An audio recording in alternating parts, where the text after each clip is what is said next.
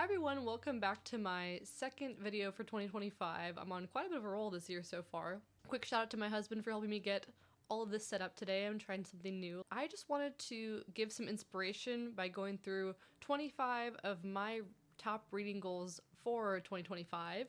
So without further ado, let's go ahead and get started. These are in really no particular order. Maybe the first two are actually. And I wanted to start with number one, which is reading the 1 year Bible every day and getting back on track with that. My husband actually got us some really beautiful copies of the 1 year Bible. This is the King James translation, and it is by, who publishes? By Tyndale Press, I believe.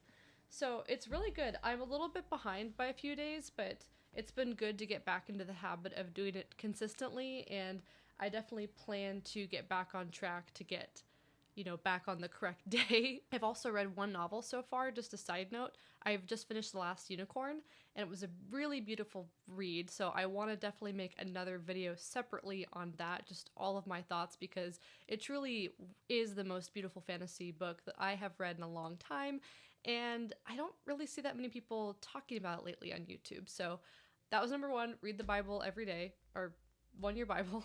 And then number two is to, again, like another recent one, finish reading for 2 book clubs that I have this week. I volunteered to start a book club at my job, so right now we're reading People We Meet on Vacation, which I'm going to finish up this week. And then my really good author friend is hosting a book club. I'll put the book right here since I have it on my Kindle. I don't have the physical copy, but it is I think it's The Happy Life of Isadora Bentley. I'd never heard of it until this book club started, so it's a really good read so far. I'm really enjoying it. Like, I'm almost halfway through. I have the book club Friday, so I'm excited to kind of discuss it with friends with a fresh perspective. And it's just I think it's a good book for anybody like in their 20s and early 30s. And it hits so many real pointed points that really kind of just get into your heart, and you're like, ooh, that is so me. Like, this character is me.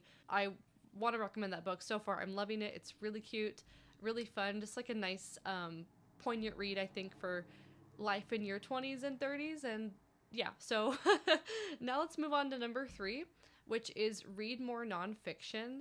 I do enjoy reading nonfiction, and I specifically have a couple historical titles that I want to get into.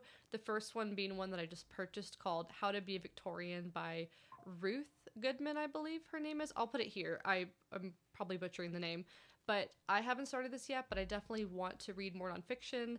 I found that when I read nonfiction, it does inspire me with my own writing, sometimes just as much, if not more so, as reading tons of fiction, which I love to do.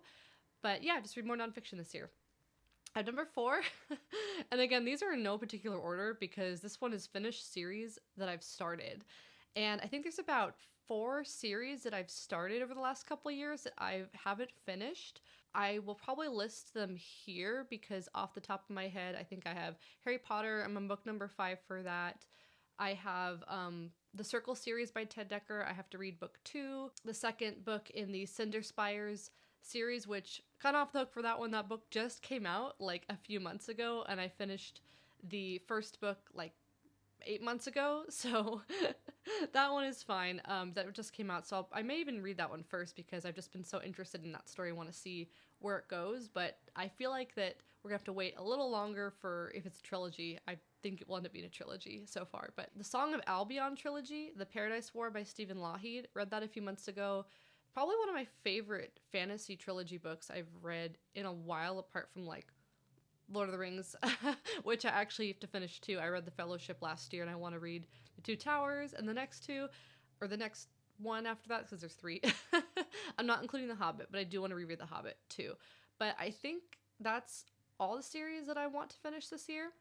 So not too many. I think there's like 4, but again, I'll list them right here if I miss any. Number 5.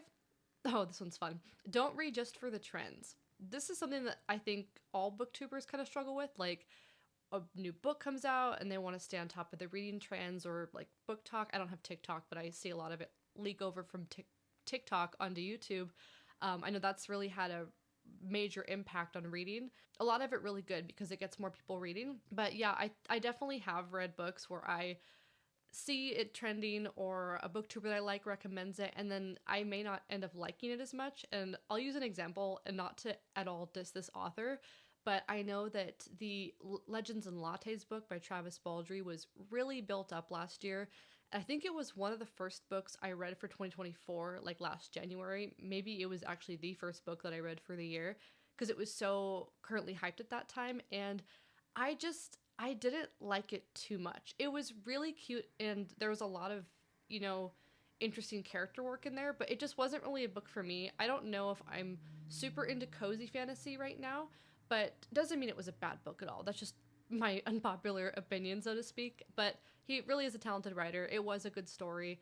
I could see why people loved it for sure. It just didn't really hit it for me. And that's okay. I think that's just how it goes for everybody. Let's keep trekking on through this list. Number 6 is discover another favorite author. I definitely have a few in rotation over the years, and I think the last couple of years my favorite authors have changed and shifted. One of my recent favorite authors in the last couple of years is Ray Bradbury, actually. You know, you read him a lot in high school, Fahrenheit 451, but just getting older and reading more of his short story work and other forms of fiction, like Something Wicked This Way Comes. He's just one of the most beautiful writers I think you could ever read in like the modern sense of literature. But yeah, love Ray Bradbury. I've enjoyed Neil Gaiman this year. Now, I don't want to overshadow. I know there's been a lot of controversy with Neil Gaiman, and I haven't read a book by him in a little bit, but the books that I was reading, I think last year I read 2 by him that he wrote years ago. I read Neverwhere, which I've praised a lot on this channel, and I read The Graveyard Book, both really good books, and especially really, really enjoyed Neverwhere. But I don't want that to go unnoticed. That I know there's a huge controversy around that. Maybe I'll speak more to that later, maybe not. But he was an author I liked last year before all that stuff kind of happened. So just don't want to, not say that. I just don't want to overshadow that. So, but yeah, find a new favorite author. One of those being like Brandon Sanderson. I know he's really big in the fantasy space the last, several years. And I've read Elantris by him so far. Really enjoyed it. I know that was an older one. That was one of his first published books. So I'm excited to read Mistborn, and because I feel like that one I will really, really enjoy too. And then just probably want to read more Flannery O'Connor.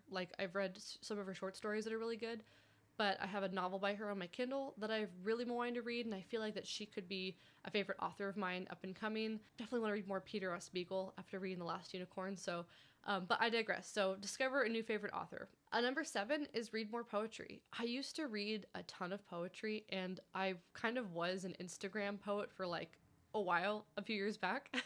I've actually been, I don't have them with me, but there's 2 little blue books right here. I'm actually published in through a little publishing platform that somebody online was running, and I became good friends with them. They published a few of my poems, and I have a little book as well that I've published a few years ago. I'll put that right here on Amazon. It's like a story/poetry book. I really enjoyed that one. That was a little bit of a different project than what I had been used to with my poetry. But anyway, I didn't just come on here to, draw attention to my own. I really do want to read more poetry, and this kind of falls into the Ray Bradbury method, of reading a poem, a story, and a book, but I think one poem and one short story per day especially. I really want to get back into that, and I've read a few short stories this year, maybe 1 or 2 so far, and I've read a couple of poems, but I definitely want to be more consistent about that because I love poetry. Poetry is a really beautiful art form, and reading one poem a day I think really gives you just a different perspective on how you could do your own prose or whatnot. So yeah, read more poetry. And number 8, read more short stories. I kind of lump those 2 together. 7 and 8, read more poetry, read more short stories. Use the Ray Bradbury method to do that. Number 9, Number 9, read more than I watch TV. I work from home, and so a lot of my habits consist of watching a show while I'm working. That's fine and fun, but I kind of want to limit the amount of time that I spend watching TV this year, and probably movies. I'm a big movie buff. My husband and I both are. We've actually each made a couple of films ourselves just for fun over the years. So I definitely want to read more than I watch TV. I find that I do focus better when I limit my TV, and I'm also more productive. And that includes YouTube as well. I'm a big YouTube watcher. So kind of toning both of those things back. Number 10. This actually I've done periodically, and this year I started doing it a lot because I wanted to be more active. But number 10 is walk more while reading. And actually, that's how I finished The Last Unicorn this week. I've been walking a lot, both inside and outside, and just reading on my Kindle or just having a book with me. So as I'm trying to be more active, I walk more while I read. It's kind of a unique one. 11, make more YouTube videos more consistently. Last year, I made a few throughout the year. We had a really super busy year. We traveled a lot. Work was really hectic for both of us. I think we were trying to get adjusted into some of our scheduling. So this year, it feels like it's more of a calmer, balanced time to work on more YouTube goals. Part of that will include, like, I'm wanting to write a novel this year and finally finish it. I've been trying to do that for like 6 years, but life just happens and just ideas change. But through the YouTube videos that I'm making, I also want to vlog my journey of writing a fiction novel for the first time, because I've been a big writer for a long time and I've been a blogger, but now I'm ready to take on a challenge and finish my fiction novel. It's been a big dream of mine. Always wanted to do that. Number 12, because that was 11, read something with my husband. I know he actually mentioned this year that he wants to read a little more and wants to read something with me, or have me recommend him a book while he recommends me a video game, because my husband is that was loud. My husband is a big gamer. So he wants me to play a game that he enjoys and wants me to recommend a book that he might enjoy reading and just kind of see how the other one reacts. Maybe we'll make a video on it. I'm not sure, but that sounds like a fun idea. I like that he brought that up. So number 13, read something with my sister. My younger sister, I've given her a few books this last year to enjoy, like for birthdays and stuff. I think she read most of Peter Pan, and we love the Lord of the Rings trilogy by Peter Jackson, the movies. So I got her the set in like a really beautiful leather bound case. I think The Hobbit's in there too. I think it's all 4 of the books. So I want to read The Hobbit with her, or maybe Peter Pan, because she was enjoying that. So just read something with my sister. 14, read something with my mom. So it's 3 people that I want to read with. My mom really enjoys reading, and she does prefer nonfiction. So maybe this will help me get into a nonfiction mode for reading. So yeah, read something with my husband, number 12, 13, sister, and 14, mom. So yeah. Number 15, read more classics. And I put specifically the C.S. Lewis way, because I don't remember where he wrote it, but somewhere it's mentioned that C.S. Lewis talks about, for every modern book that you read a classic. And I tried a little bit of that last year and 2 years ago mainly. I was trying to read a classic book and a modern book, but of course, I think that we all very easily just read several modern books in a row, and then we kind of don't maybe go back to reading the classics as much, just because a lot of them can be just, take longer to read, be a little bit more dense. I know that I read Jane Eyre almost 2 years ago now for the first time. I really enjoyed the movies, and that was a beautiful read, very much worth your time. Jane Eyre is a beautiful book, but it had been a little while since I'd read a classic that was that long, and it did take me a couple weeks to finish, but it was also kind of nice because it allows you to slow down and savor what the author is saying, and I feel like I got a lot out of it that way. So read more classics, and specifically maybe do every other. So far I'm reading 3 contemporary books in a row because I guess The Last Unicorn is a classic, so I guess I started my year reading a classic. It's a more modern classic, I guess, because it was written in the 60s, I believe. Number 16, read more comps for my novel / reading more recent comps. So I actually ran into a really nice video on YouTube recently. I don't remember the name. Maybe I'll plug it here or put it in the description. But it was, I think it was a discussion with a literary agent about like how to, pitch your book and what to reference to pitch your book. And she recommended like reading several like comparisons to the genre that you're in, or just kind of type of story that you're telling within the last like 3 to 5 years, I believe. She might have just said even 3 years. 17 is read more Christian books, like good Christian novels. Morgan L. Boosie, I don't know if I'm pronouncing that correctly. I'll put some of her books here in her name. She's written a few books that I'm starting to read now. I haven't yet finished a book by her, but she's a really cool like steampunk series that I want to read, because a lot of what's in my story is a lot of steampunk elements. She has been one on my radar for like a while to read, because I feel like that there's some similar themes and writing going on with her books that I want to look into for me. But I also just want to read it anyway because it just looks really like a topic that I would enjoy reading, like steampunk and some historical in there. Cam Weiland is a really good writer. I actually have one of her books up there. I think it's called The Wayfarer. She's not explicitly a Christian writer, I don't think, but I believe she might be a Christian. I'm not totally sure, but she has really good like craft writing books, like writing on the craft of writing, and she has a few novels that I haven't yet read her novels, but I've read her nonfiction and she's very good. Definitely want to look more into her. But yeah, just finding, and then The Happy Life of Isadora Bentley for my book club. It is a book published by Thomas Nelson Press, which Ted Dekker was published through for years, and he was one of my favorite writers in my youth, like high school years and whatnot. Yeah, I know there's a lot of really good ones out there that are coming out. So far, yeah, The Happy Life of Isadora Bentley, really, really good one. It looks like that I'm actually off to a pretty good start with most of these goals. That's kind of fun. I didn't kind of expect that when I wrote it. I didn't realize that I would have that many that I'm working on. Just kind of happened that way. But number 18, read a manga. So this one's just very specific because I bought the Spy X Family, like the first manga in the series, at a store when my family and I were in SoCal, this beautiful large mall. They had a really cute like Japanese store, and I'd been seeing like Spy X Family stuff like around for a while. I'm like, I haven't seen the anime, but I kind of want to read the manga to check it. It seems like a really cute subject and about a family of spies. I think some of them may not know who the other one is a spy. I'm not sure exactly the premise. I'm going to go in kind of blind. Number 19, read more historical fiction. And this one's in part because like the novel that I'm working on has some historical themes in it. Plus I just have some on my shelf that like I haven't read yet that I want to read. So reading more historical fiction.